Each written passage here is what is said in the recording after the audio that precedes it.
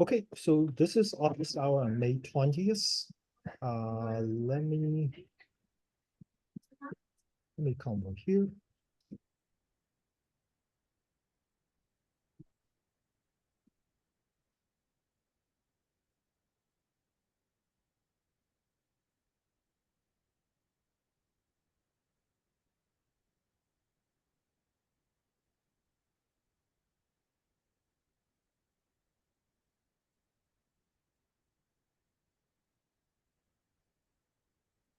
Okay, so I'm going to talk about CPP07 and the CCP08 because I don't know exactly which part I started to kind of cannot convey the clear idea. So I'm just go ahead to do this, but please stop me if you actually realize there are certain part I should explain more clearly. Okay, so let's look at CPP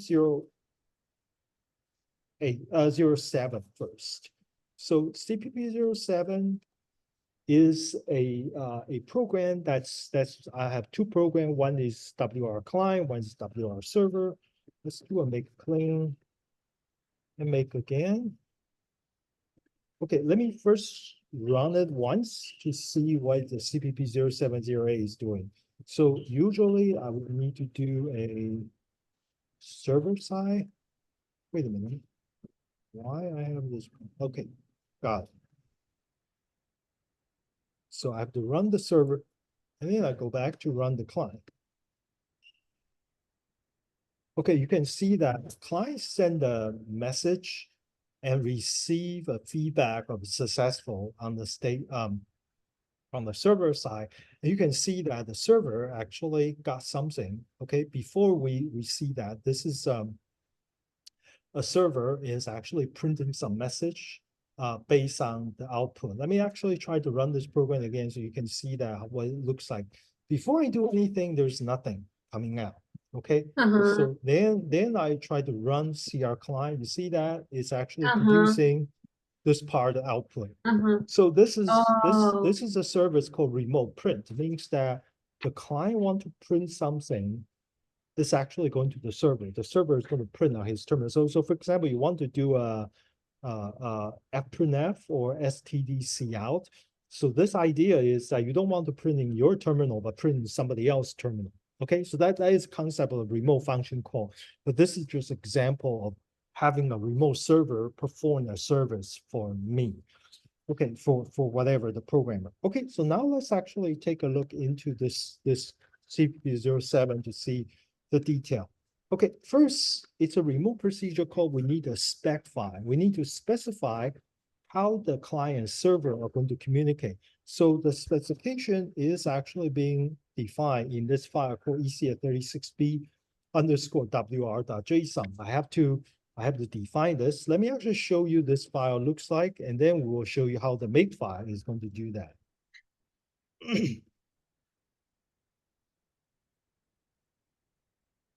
You can see that this is a very simple definition of this function call. You can see that on the outer side, it was an array. So I basically can define an array multiple function. That's define the interaction between client and server. But in this case, I only have one element, only one call called remote print. So that's why you only see like a one element. Okay, but if you see other kind of JSON spec file, you actually see multiple of them. But this is just one, the simplest case. Okay, but how is this file to be used? ecs36b underscore wr.json. How is this file? You can see that this file provide the name of the function. It provide what is the argument parameter of the function call, and then what's the return value. Okay, it's need to specify how the client is going to talk to the server. So let's take a look at the make file. Okay, in the make file, I'm just going through this. So I'm trying to make those client server. Let's try to understand the client. Okay, try to make a client. Let me actually go through. I mean, this is a good chance for me to talk about make file as well. So see that this is a target rule that will generate the file executable called WR client.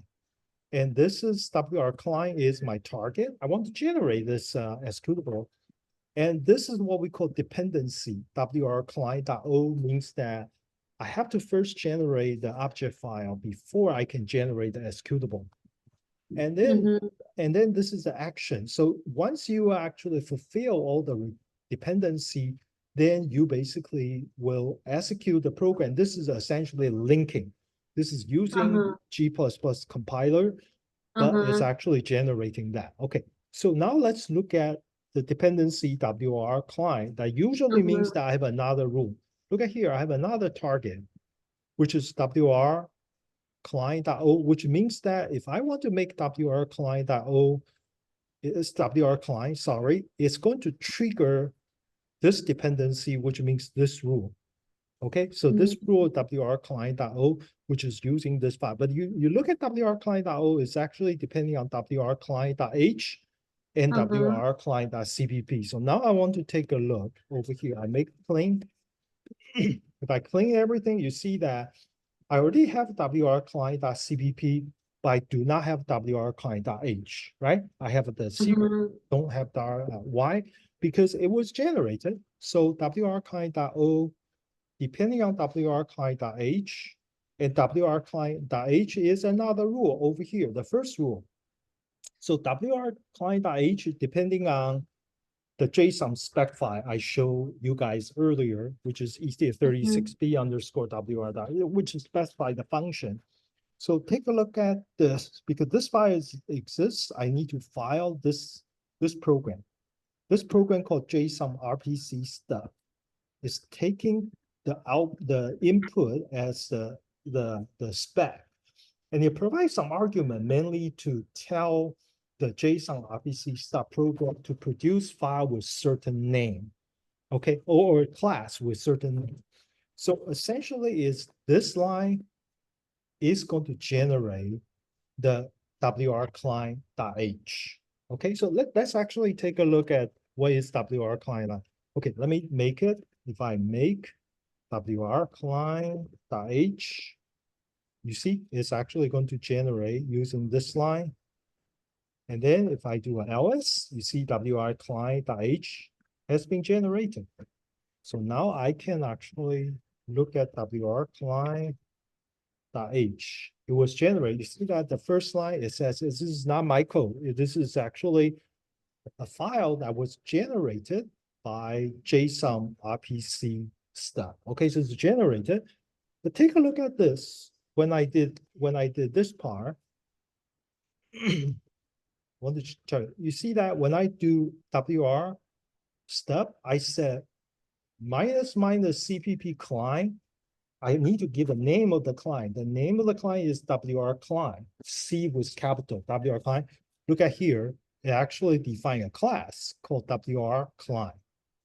Okay, so it's basically the rule below of the window is going to be used to generate a file called WR client.h, and the class name is according to that. And then inside this, generate the code. Let me see, make sure I have here. You look at the code inside here, this constructor, you see I have a function for remote print.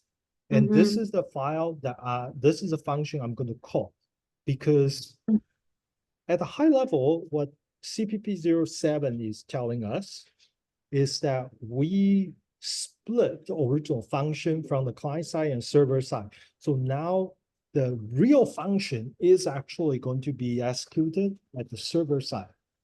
And the client side is going to make a call, but the execution about the content of the function will be happening. So all this code that generated like a WR client is just helping the protocol, the exchange of information between the client and server, such that the scenario I just mentioned will be implemented correctly. Okay, so now let's actually take a look how this file, WR client.h, is going to be used. So now let's take a look at WR client.cpp. Okay, this is the file I'm actually going to use on the client side. So take a look at the client side. So essentially what I did is I defined the first one, I have to define the HTTP. By the way, there is no good reason or good explanation why I have to include those lines. But a basic understanding about what I'm showing you is that this line are actually providing information that you can connect the right server. Okay, you can connect the right server. So this is pretty much like when you want to connect a web server. So that's why the protocol is using HTTP client. Sorry, oh, I shouldn't do that. Make a mistake. No, this one need to be get rid of. Okay. So you see this line is essentially specify what is the URL, Universal Resource Locator, which is the HTTP link about where the server is. And this my client was using define what the code that was generated. Once you have HTTP and my client, by the way, you have to see HTTP client is part of the argument to create my client. So when you do my client with this URL link, you actually know where to find the server. Okay, my client is help you to connect the server. So once you know the server, now you can see I'm actually making a remote procedure call. So I said my client represent the connection to the remote server. And the function name is called remote print, which we actually saw that in the, if you remember this one,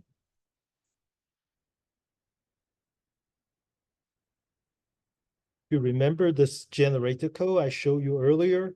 You see that the function is remote print is over here. So this is a WR client, this is remote print.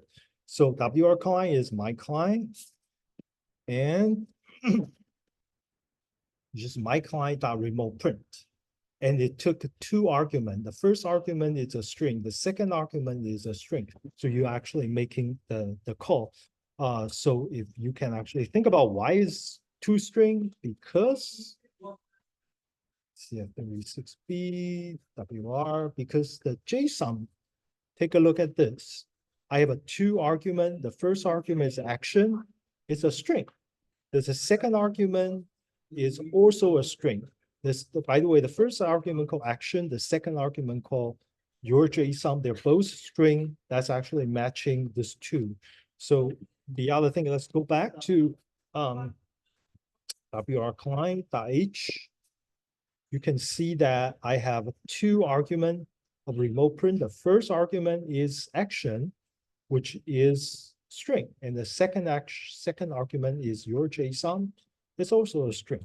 So this is all nothing magic. It was just follow your RPC, JSON RPC spec file. It's actually generate code with exactly the same name and exactly the same data type, which in this case is a string. So allow you to actually call this remote function with whatever argument you would like to provide. And then you're going to get the result. And then at the end, the result will just print. The result is a JSON. By the way, the remote procedure called the result is always a JSON. So we just basically using the JSON to actually show what we got from the server. Okay, so that's the client side. Okay, before I move to the server side, are there any questions regarding what I just shared?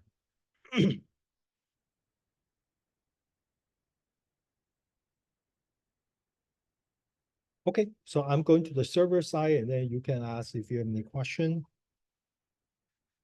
Okay, got Yeah, it. I was asking for like if for the remote print part, you basically write it in like the WR client file and then you link it in the server side, if that makes sense. Is it okay. like It's like that, but the server side, we have a different file we call WR server.h. So the okay, client side, you see that we have a WR client.h. This was on the client side, but we also have another one generated, which is the server side. It's a little bit more complicated, but this server side is going to be linked with WR server.cpp. So you kind of be able to build both the client server, they will be able to talk to each other. Okay. okay. Okay. So now let's take a look. Since we're here, let's talk about WR server.h. You can see again, this file is generated by JSON RPC step. Okay, it's generated to kind of provide a layer of software that on the server side of the JSON RPC that is going to link to the service you need to provide. So let me first tell you that in this generated code, you see that I have a class called WR server. And inside WR server, I have what we call constructor. And then we have a function called remote print. But over here, I have to ask you to look at certain thing more carefully because it's a bit more tricky than what you see the client side. So number one, I want to show you. Oh, I wish I can make it. Can I do this? Yeah, okay, this is better. I want to make it larger. I want to make it larger so I can show you the whole thing. So the most important thing, number one, I have a class called WR server. Okay. And inside here, I mean, of course, I have a constructor, but inside here, I have a remote print as a function. And take a look at that, the remote print function, the function signature is exactly the same as a client side, which is a remote print and which is the action and your JSON. However, there is a one big difference is that now on the server side, I'm actually using virtual. It's a virtual function. Let me actually compare this two.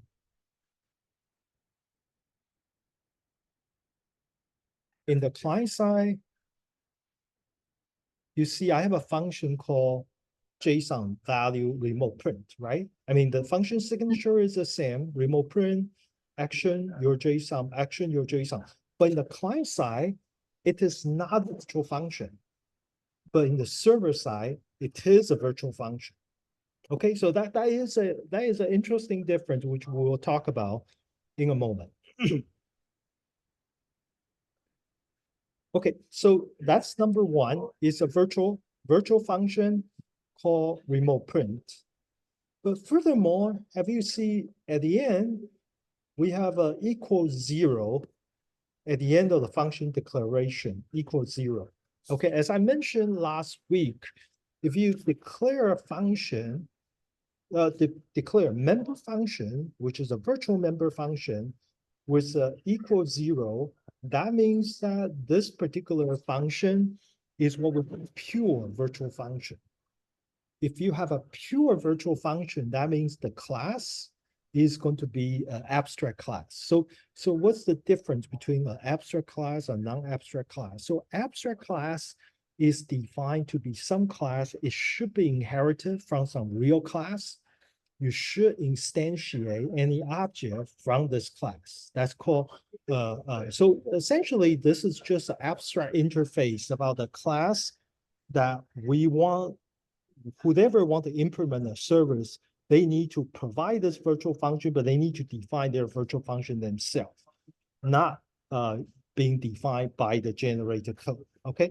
So that's the define. So you should know, number one, the concept here is that it has a member function called remote print, but it's a virtual function. It's not only a virtual function, but it's a pure virtual function, which means that the whole class WR server become an abstract class. Okay.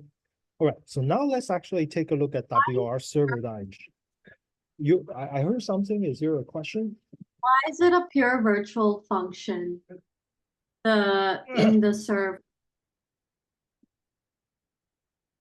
So, okay, pure virtual function. And then we talk about abstract class. So it's a pure virtual function if you have an equals 0 at the end. Why is it there? Usually when we define a function, let me actually compare this to the other one. WR server.cpp. Okay, I'm actually comparing the server.cpp with server.h. You see here, we define this as a pure virtual function. And but if you take a look at here in the server.h, server.cpp, I actually declare another class called mywrServer, which is inheriting from wrServer. Where's wrServer? Is this server. The down here is wrServer. I'm inheriting Okay. from this class. So my wrServer, but over here I have this function, remote print. I declare a virtual function, remote print with the same argument. But you see that over here, let me actually go down here a little bit. Oh, sorry.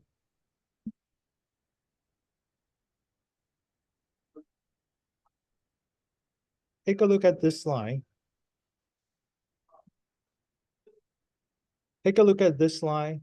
Compare this line with this line.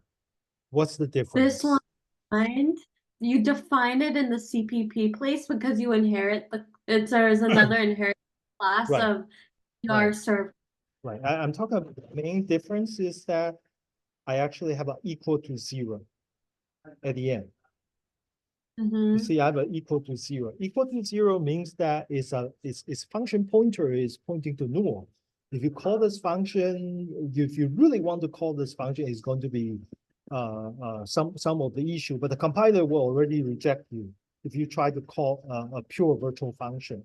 So this both are virtual function, but this is called pure virtual. Pure virtual meaning that, okay, this function is going to be defined, the real behavior of this function is going to be defined by one of the inheriting class, one of the class that inheriting from this class. Okay, so the implementation of remote print, what I'm saying is the implementation of this function remote print is going to be associated with my wrServer and not going to be associated with the wrServer, which is actually now because it has one pure virtual function, that means the whole wrServer class become an abstract class. That's why the concept pure virtual function and abstract class. And how do you know it's a pure virtual function? If you see a equal to 0 at the end of the declaration of the function, okay? It's just a syntactic way to tell the compiler that this function is what we call a pure virtual function. Okay, it's a pure virtual function. It's kind of interesting topic in C++. I don't have time to explain all the detail about pure virtual function, but you can actually certainly Google, just say CPP pure virtual function. You can see a few example of more extended explanations. Okay. All right. Got it. So then how is the client and the server linked together then? Sorry, After you what you were gonna say, would the client and then the server link together? okay, yeah. I'm going to show you that.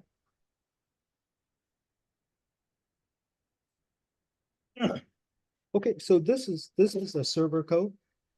Okay, this is a server code. And so I declare a class called mywrServer. I declare this class, and this class only have a one function, which is a remote print. This is the only function, right? This is the only function that's actually declared. So I have a class called mywrServer. So first, let's actually take a look how this is going to be used. So I have to go down to the end of the code. And the first thing I have to set up the server. So 8300 is basically say what is the port number of the server. The port number meaning that if there is a request coming in from the client, they should actually come to this particular port number. Okay. So okay, this is a bit of network. So today, when you want to contact a remote service, there are two pieces of information you need to provide. One is IP address or domain name. Okay, what is IP address? Is either a 32-bit or 64-bit number. What's domain name? For example, www.google.com. That's the domain name. And the second piece of information is the port number. So within the same within the same server, I might have multiple servers I want to provide. Sorry, not domain name, port number. Port number for each of the services that I like to provide. Okay, so that's why port number in this port number is 8300. That means I'm accepting the call that's actually tried to dedicate to 8300. So let me actually go back to this program, the client. If you take a look at here, you see that the URL is 8300. You see that there is a port number separated by the column. So localhost means that the same machine and the port number 83. So this 8300 match this port number here. Okay, so this two number must match. If they don't match, then the client cannot talk to the server. Okay, so that's first you have to set up the port number. Once you set up a port number, now I create a server using the MyWR server, which we just introduced a little bit earlier. And look at this, what happened is that I create an object called S. That's actually an object of WR server. And the port number I'm listening is depending on HTTP server 8300.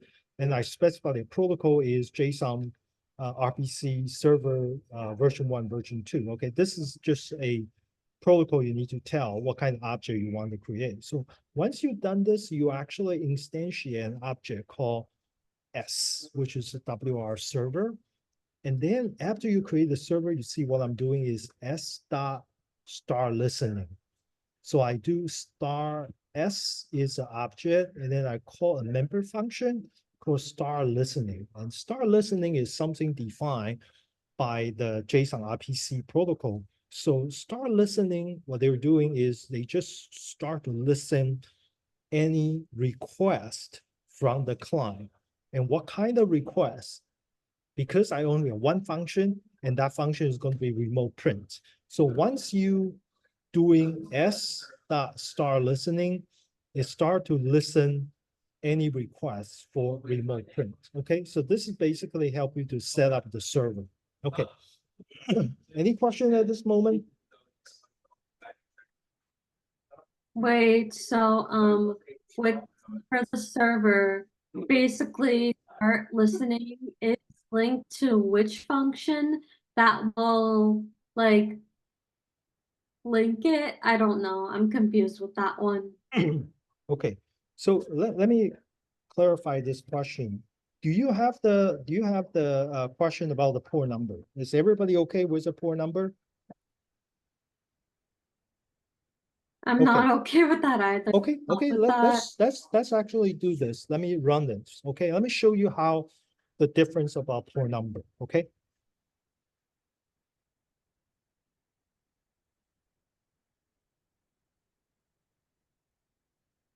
Let me do this. Okay, so now let me run this again. If I do a server,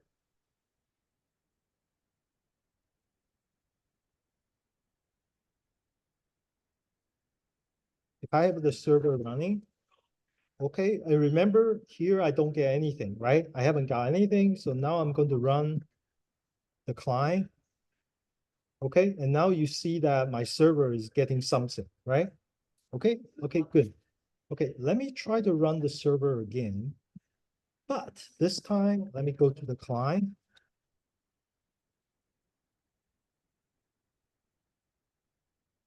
Go to WR client CPP. Okay, instead of 8300, I'm changing the port number. I'm changing this port number to 8309. You see that the difference is I'm actually going to have a different, you can think about it as a mailbox number, because 8300 was set by the server to be the mailbox. And now I'm actually going to change to 8309 instead of 8300. Okay, let me try to make it again. Now if I do WR client, you see that? Basically say, hey, the client connector error because could not connect to this particular URL or this particular port number, look at the server. The server is running. The server is running, but it didn't receive anything. So this example, I'm telling you that in order for client and server to connect, they must agree on the same port number. Okay, so now let's actually go back to here. And I'm actually going to change this back. Change back to 8300.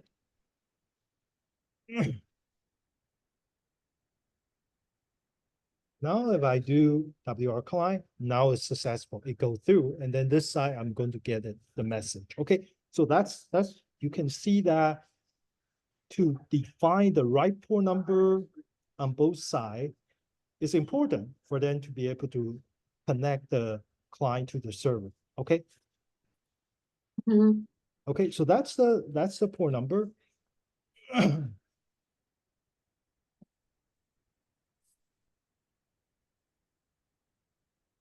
Okay, so this is this part, right? And then after I decide to have the port number is correct, I need to say, hey, I need to basically say, hey, for example, I'm a server called Felix Boom, and I actually took my earphone away. So which means that I'm not listening, right? I'm not listening. If I'm listening, you guys talk to me, I don't understand your question. So that means that service is unavailable. So let's actually get rid of this. I get rid of the start listening. I say, hey, don't listen, okay? Okay, now let's try to make it a program. So, okay, I'm running server.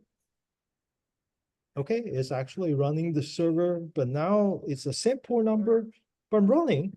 It basically also cannot connect to 8300, even though the right port number, but guess what? The server is not listening. If it's not listening, so you cannot get it through. So let's actually change it back. So I have to, I hope I show you that you have to listen, right? Okay, so Mhm. I have to listen. Okay, now I'm actually going to do something. Let me see if I can do this.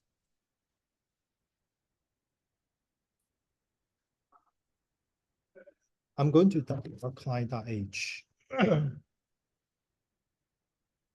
So you see that there is a call.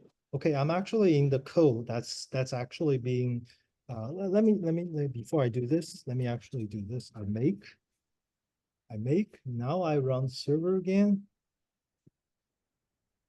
And then I run the client. Now you see it come back, right? It works correctly. So now I'm going to do something a bit tricky. Okay, I'm going to modify the WR client. Guess what? What was the function that's actually going to be called? It's called remote print, right? So I'm actually going to change the name of remote print to remote print, called remote, I call it remote write. Okay, I'm actually changing to do remote write. Okay, instead of remote print. Okay, okay. So I changed Mm. this. By the way, I don't know what this will work, but let's see. Okay, I'm still doing the server, and I'm actually going to run W. You see, it's basically say the method being requested is not available on the server. Take a look at this message. Why is that? Because the server is expecting the name of the function need to be remote print, but now I changed to remote write. And the client thinking he's calling a function called remote write, but the server is expecting remote print. So computer is Mhm. very dumb. Okay, he doesn't know write and print. Sometimes they are interchangeably. I'm sorry, you guys might be able to invent some computer that might do much better than this.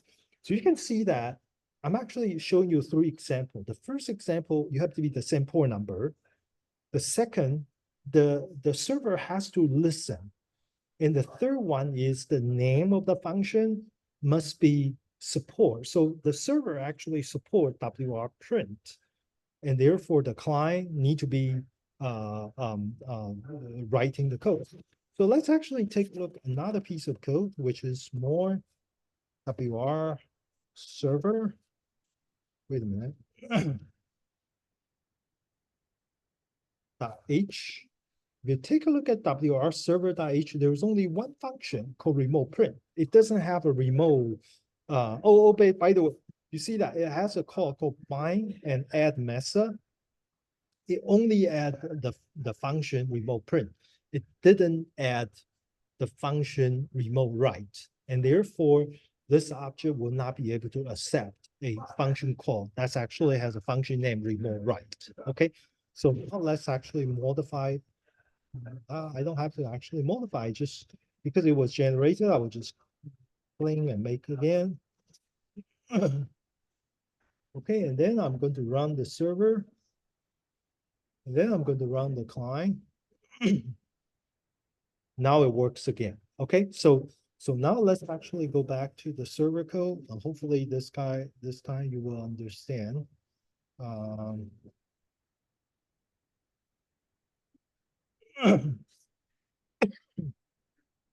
So first, I declare a class which only take one method, which is a remote print. Okay, and also I have the main function, which is doing the port number and set out the port number, set out my WR server, and they start listening.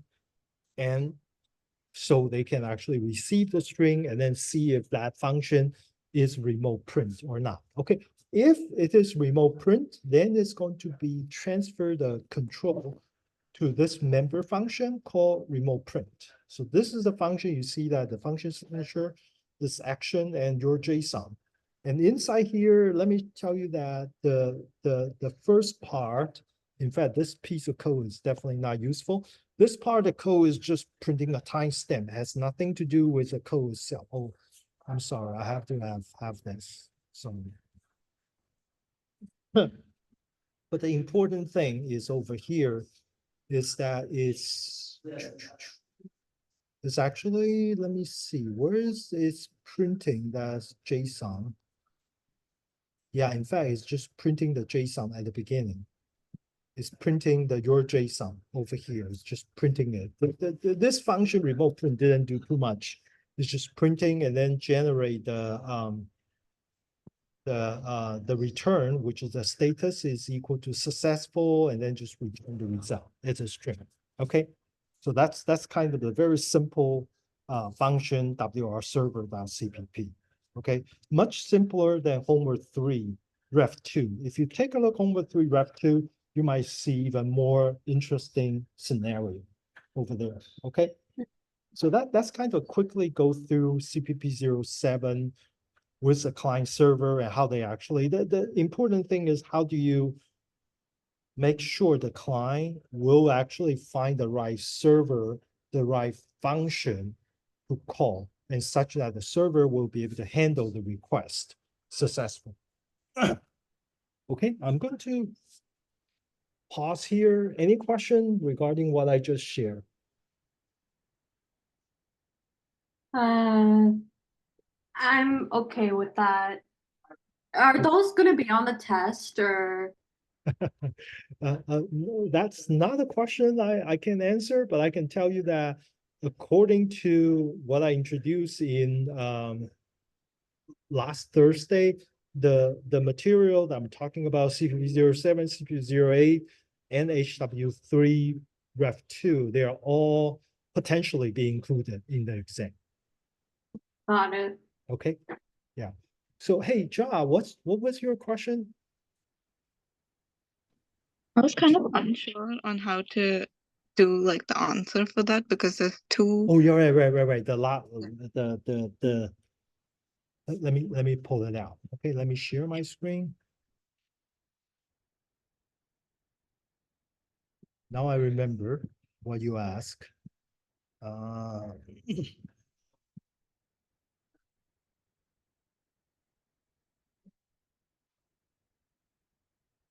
Okay, this is a midterm review, right? You're talking about the last question. Oh, It must be this question, right? Yeah. Okay, all right. So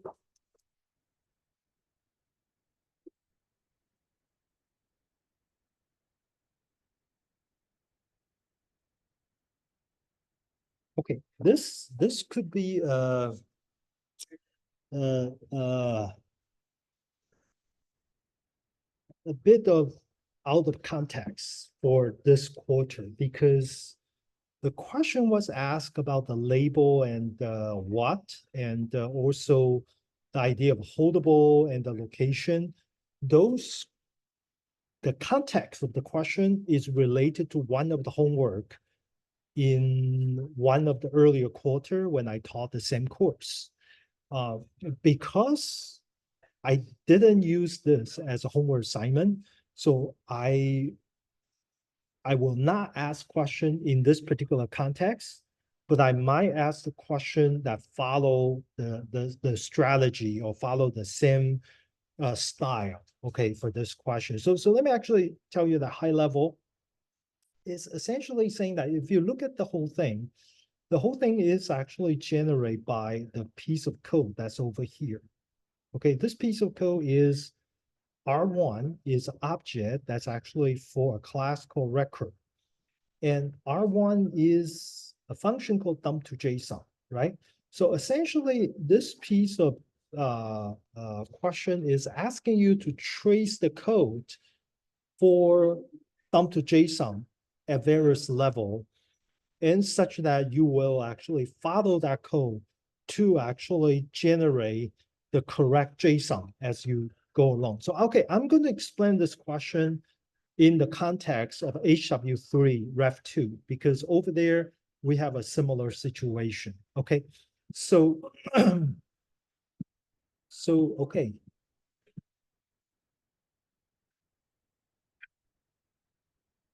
Now,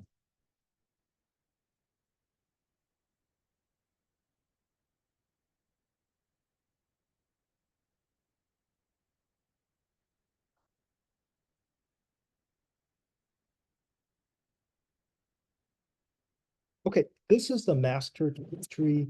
I'm going to pick one function, which is time location .cpp. Okay, I'm going to pick this particular function. So over this function, there is a dump to JSON.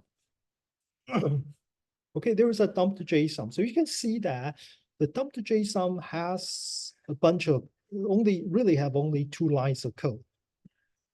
Okay, this two lines of code, let me actually tell you what this two lines of code is doing. This two lines of code is actually generate a JSON that's actually have a two key value pair. Okay, I'm going to just tell you that this is a JSON is generate two key value pair. The first key value is location, the key, and the value is actually an object. I will explain to you a little bit later. The second JSON is also a key, but the value is also a object. Okay, so essentially this particular dump to JSON is going to generate a code in this particular, generate a JSON in this particular format. Okay, so first let me tell you that why I said the location, the value has to be, by the way, there was only 7 different possible value. Okay, so it has to be a string, a number, true, false, null, and object, which is like this, or an array, which is like this. This is all 7 possibility value. Okay, 7 possibility. Okay, so why I said the location is going to be an object? Because of this, you see that the location itself is actually getting another, a recursively call the function dump to JSON, but to a different object in this location. By the way, what is this location? This location is GPSDD. So essentially, if we go to GPS.cpp and look for dump to JSON, you can see that it's basically just have a two key value pair which is a latitude, and then the number, longitude is a number. So essentially, this one is going to be generating an object. Where's dump to JSON? Okay. That's actually going to return from this object. So essentially what you will see is this. When you get the return from the location, you actually going to see this. The first one is going to be latitude. And then with a number, I just put some number 1.0 and longitude, which is another number minus say 2.0, 2.1. Okay, so you can see that this part, the whole thing I highlight here was actually returned by the function dump to JSON. That's actually defined GPS.cpp, which is this part. I said this location dot dump to JSON and become the value. So this become location to this.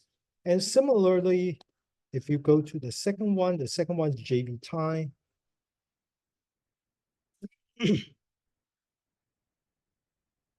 Dump to JSON, you see that it's actually a time with a string. So essentially that's this function dump to JSON, and therefore this time over here has another attribute called time, and then colon, and then with a string. So I'm actually not going to spell out the string because the string is going to be some kind of generic string representing the time. Okay, so you can see that essentially the question that Ja was asking, referring to in the context of HW3, HW2 or HW3 Ref2 is essentially how you follow the code from one level of dump JSON to another level in order for you to recursively construct a JSON looks like this format by tracing through the dump to JSON code in the code. By the way, if I want to ask you any of this question, I'm going to provide you all the code and all the data so you can actually fill it in like this. Okay. So does that? Yeah, go ahead, John. Like which question? Which kind of the one where you have to trace it back Right. and get it? Right. That's the question. If you look at this question, if you look at this question, this is the question, one of the last question, number 50. Okay, what part of the question is essentially say, well, how do you actually using this code and want to, given this code, it's going to generate some of the output. Okay, it's going to be generate some of the output. And the output is giving you a JSON. You see that there's a JSON here. And for this particular question, I'm actually provide partially the JSON looks like. And then there are certain hole that I expect you to actually fill in the goal. Okay.